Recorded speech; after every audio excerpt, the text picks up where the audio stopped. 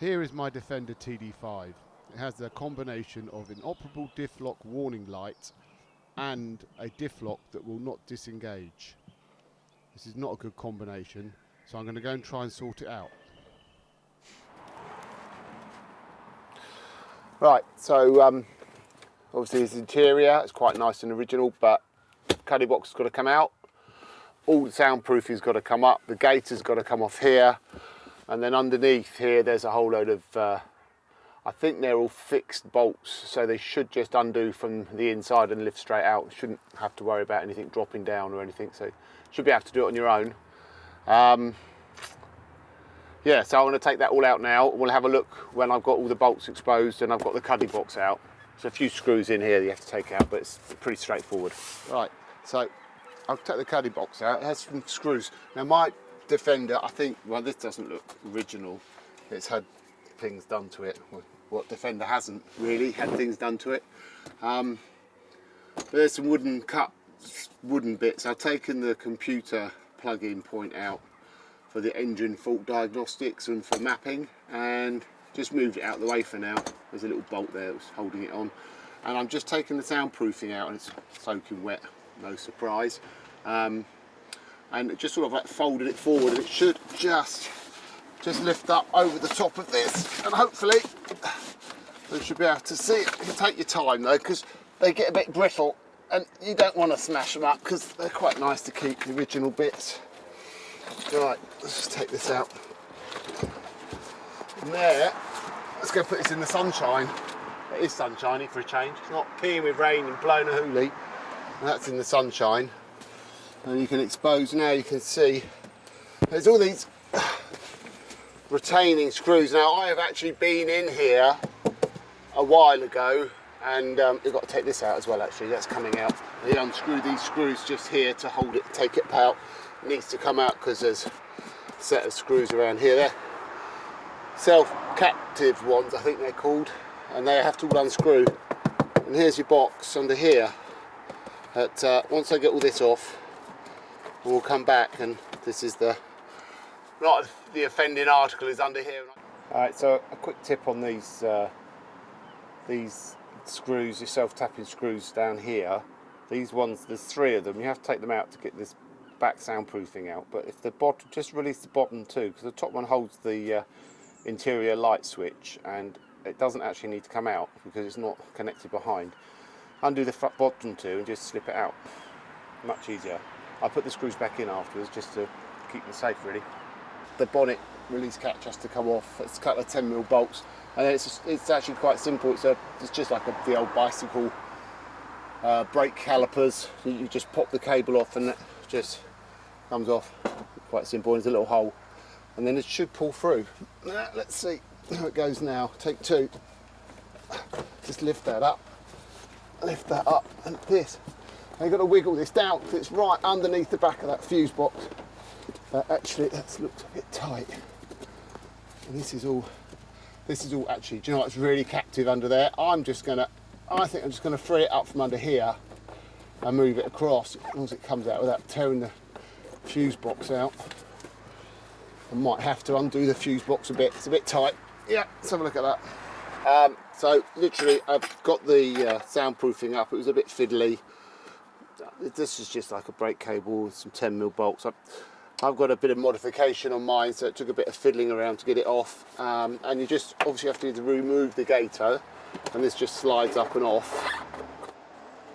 Fairly straightforward. It's off, it's exposed, and these are going to come off once I've got this off and this off. These capture screws I'm going to take out now around this and try and lift this cover off. I've got a really good snug fitting posi drive on here, and just take it easy because they can be a bit dodgy and often rusty. Right, let's get it off. I'm trying to lift the casing off, and I thought I could do it without the handbrake coming off, but it actually does need to come off. So the cover, you probably can't see me, but I can show you the cover here, which has got the computer fault diagnostics mapping thing on. Taken that off and moved it out of the way. That helped me just to see what I was doing. And I just had to lift up this soundproof, and this had to come right back up on itself to give me enough space to lift past these points. The soundproofing really was a pain. I think maybe with hindsight I would have taken the seats out and just got the soundproofing out just to get it out the way, and I might still do that before I put it all back together again, because it's just really fiddly and awkward. And I've pulled a big lump off here, not that it really matters, it's worn anyway, but yeah. Anyway, so that should, as you can see, that's going to lift out somehow, a bit more fiddly. I'll get there, we'll get it out. Let's get it around that fuse box. Okay, good. Not quite as straightforward as I thought it was going to be. Well, what's new? I guess I'm just going as I can. So this is the offending article. It actually seems to be moving quite freely, but for this to come off, I have to remove this top cap with some 8mm bolts that are holding it in. So I did that out the way, then I can get this off, taking the gear shift off. I marked it up so I can put it back on, but to be honest with you, I don't think it matters too much as long as it's about in the right place.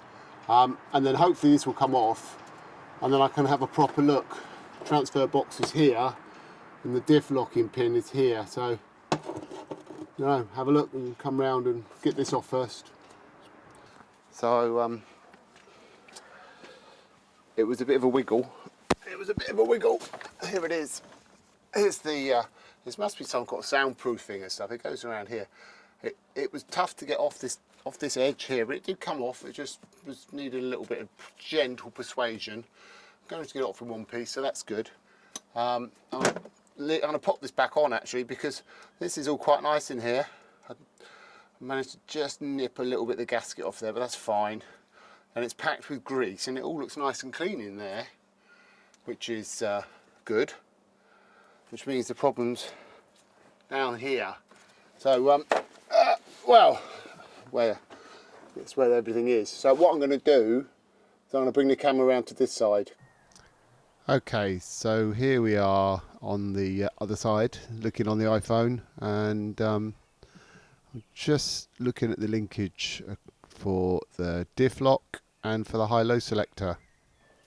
As I'm looking at it, this is the diff lock selector, which goes down into the linkage at the bottom, and that's where the lock switch is. And this one over here is for the high-low selector. So that's the gears to change it from high ratio to low ratio, or back the other way.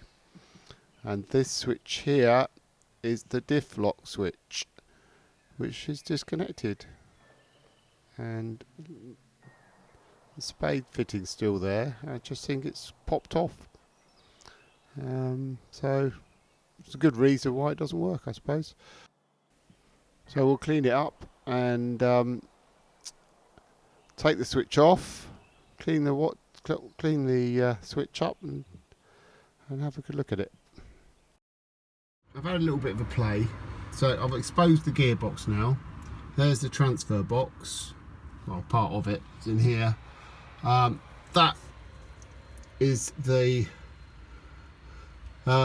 selector to tell you on the dashboard that the diff's locked or not locked, and that's the one that didn't have the wire connected to it, which is why it wasn't working. But I'm going to take it out and I'm going to clean it up and have a look. This is the diff lock selector down here, which is here, and actually now I've been playing with it, it seems to be moving okay. So I think there's a spring in here, this unit on top of there. I think there's a spring, a couple of bars, whether they're working or not, but I need to get this working first to find out whether it's actually going in and out. I thought I could do that first rather than stripping all this out.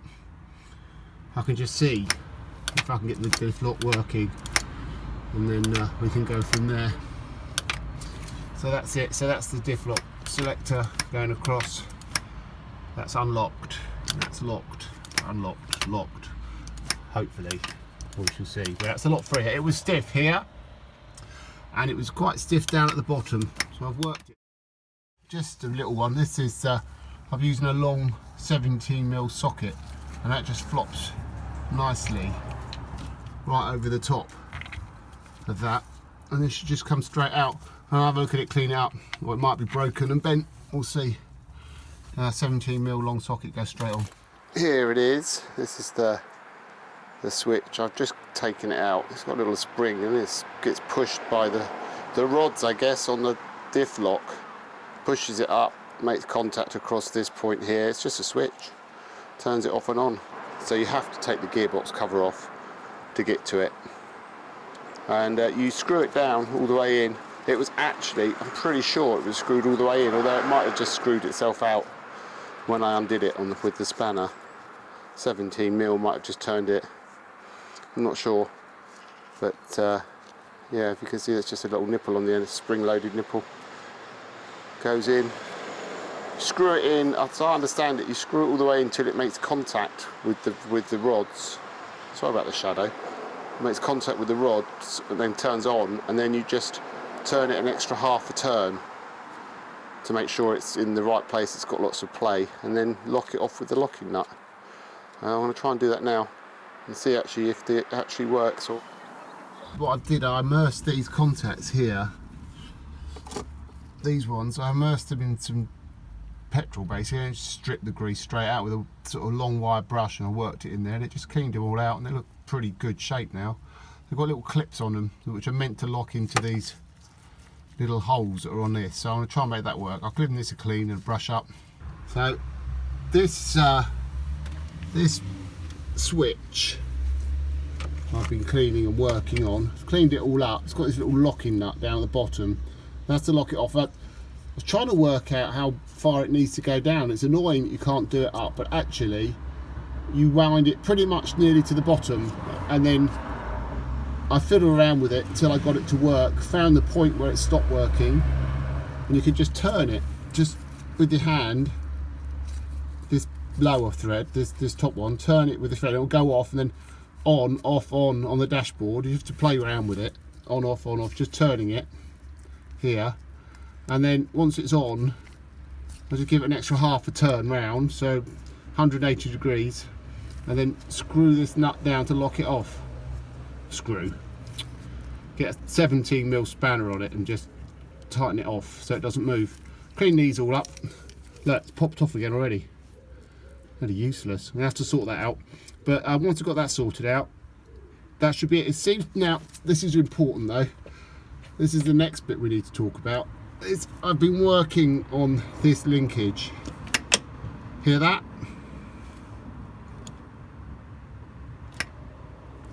Hear that click? That's what it's meant to sound like. On, off.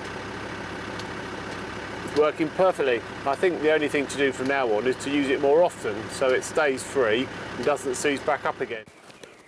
So that's it. I just worked the linkages, cleaned them all up, freed them up. They were very stiff, and the actual link across the bottom, the rod, that really was quite stiff, and I just kept working it, put some release agent in there, and that helped a lot, and it just, all of a sudden it just started to come free and locking and unlocking on its own. And fixing the diff lock light was pretty straightforward as well, and I think to remove it and replace it would be quite straightforward too. So yeah, I think you could buy them online.